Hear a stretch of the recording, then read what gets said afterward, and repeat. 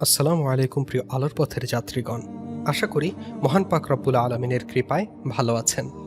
সুপ্রিয় দিনী ভাই ও বোনরা, আমাদের অনেকেই দেখা যায় অল্প বয়সে বুড়ো হয়ে যায়। কেন আমরা এমন হয়ে যাচ্ছি তা আমরা অনেকেই জানি না। যাদের মনে এমন প্রশ্ন তারা আজ সমাধান পেয়ে যাবেন ইনশাআল্লাহ। আমাদের এমন অনেক বাজে অভ্যাস আছে যে বাজে অভ্যাসের কারণে আমাদের নিজেদের কি ক্ষতি হচ্ছে তা আমরা নিজেরাও জানি না। আমাদের আজকের ভিডিওটিতে এমন সব বাজে অভ্যাসগুলো তুলে ধরব যে অভ্যাসের কারণে আমরা অল্প বয়সে বৃদ্ধ হয়ে যাচ্ছি। চলুন কথা না বাড়িয়ে ভিডিওটি শুরু করা যাক। শুরুতে রাসূল সাল্লাল্লাহু আলাইহি ওয়াসাল্লামের একটি হাদিস দিয়ে শুরু করা যাক। আল্লাহর রাসূল সাল্লাল্লাহু আলাইহি ওয়াসাল্লাম বলেন, হযরত মুসা আলাইহিস সালাম একবার আল্লাহকে প্রশ্ন করে বলেন, হে মহান আল্লাহ, আমার সৃষ্টিকর্তা, পালনকর্তা, আপনি যদি বান্দা হতেন তাহলে আপনি আপনার রবের নিকট কি চাইতেন? তখন আল্লাহ উত্তরে বলেন, আমি আমার রবের কাছে সর্বপ্রথম সুস্বাস্থ্য কামনা করতাম।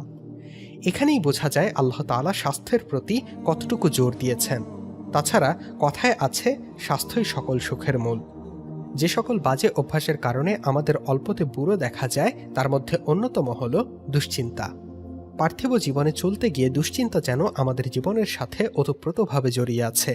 ঘরে বাইরে আজকাল প্রায় সকলেরই মানসিক চাপটা একটু বেশি, কিন্তু এই মানসিক চাপের ফলে মস্তিষ্কের ক্ষতি করে।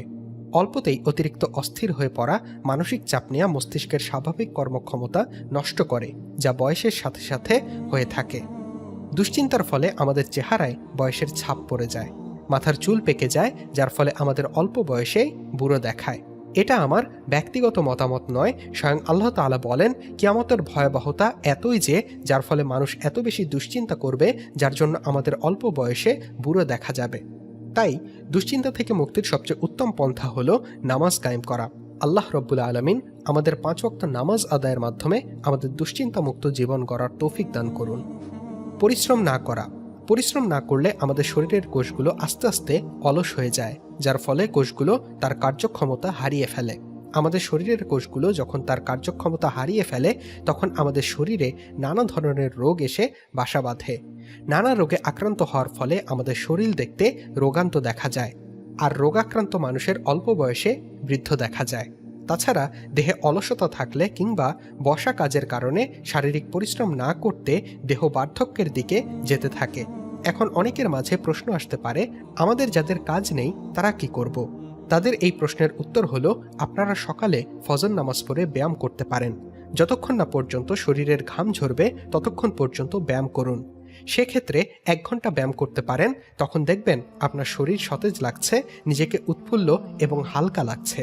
তখন আপনার নিজেরই মনে হবে বয়সের তুলনায় নিজেকে অল্প বয়স্ক মনে হবে। দেরিতে ঘুমানো। আমাদের অনেকের খুব বাজে একটি অভ্যাস হলো দেরিতে ঘুমানো। অনেককে দেখা যায় অনেক রাত করে ঘুমাতে যায়। কেউ কেউ তো আবার রাত 2টা-3টা পর্যন্ত সজাগ থাকে, আবার কেউ কেউ ভোর পর্যন্ত সজাগ থাকতে দেখা যায়। এটি খুব বাজে অভ্যাস আমাদের, যার ফলশ্রুতিতে দেখা যায় আমাদের চোখের নিচে কালো দাগ পড়ে, চেহারায় ভাঁজ পড়ে যায় এবং চেহারার উজ্জ্বলতা নষ্ট হয়ে যায়। এজন্য আমাদের চেহারা বিবর্ণ দেখা যায়, আর যখন আমাদের চেহারার মধ্যে বিবর্ণতার ছাপ এসে যায় তখন দেখা যাবে আমাদের বয়সের তুলনায় আমাদেরকে বয়স্ক মনে হবে। তাছাড়াও দেরি করে ঘুমানোর ফলে আমাদের ফজর নামাজও পড়া হয় না। সেজন্য আমাদের সকলের উচিত দেরিতে ঘুমানোর মতো একটি বাজে অভ্যাস ত্যাগ করা। কম পরিমাণ পানি পান করা। বয়সের তুলনায় আমাদের বেশি বয়স্ক হওয়ার অন্যতম কারণ হলো পরিমাণের তুলনায় কম পানি পান করা। একটি মানুষের গড়ে 2 থেকে 3 লিটার পানি পান করা উচিত, অথচ আমাদের অনেককে দেখা যায় সে পরিমাণ পানি পান করি না। রাসূল পাক সাল্লাল্লাহু আলাইহি ওয়াসাল্লাম আমাদের পানি পানে একদমে পানি পানে নিষেধ করেছেন। 3 চিপে পানি পান করার জন্য রাসূল পাক আমাদের বলে গেছেন। পানি পান খাবারের সাথে সাথে না করে 30 মিনিট পর পানি পান করা উত্তম। তাই আমাদের উচিত কিছুক্ষণ পর পর বেশি বেশি পানি পান করা। তেলে ভাজা খাওয়া। বাইরের তেলে ভাজা খাবার, ফাস্ট ফুড, এই সবই ত্বকের বয়স বাড়ানোর জন্য দায়ী খাবার। আমাদের অনেকেরই তেলে ভাজা খাবার এই বাজে অভ্যাসটা কম বেশি আছে, যা আমাদের স্বাস্থ্যের জন্য অনেক ক্ষতিকর। কেননা ভাজার জন্য যে তেলটি ব্যবহার করা হয় সেটি অনেক পুরাতন।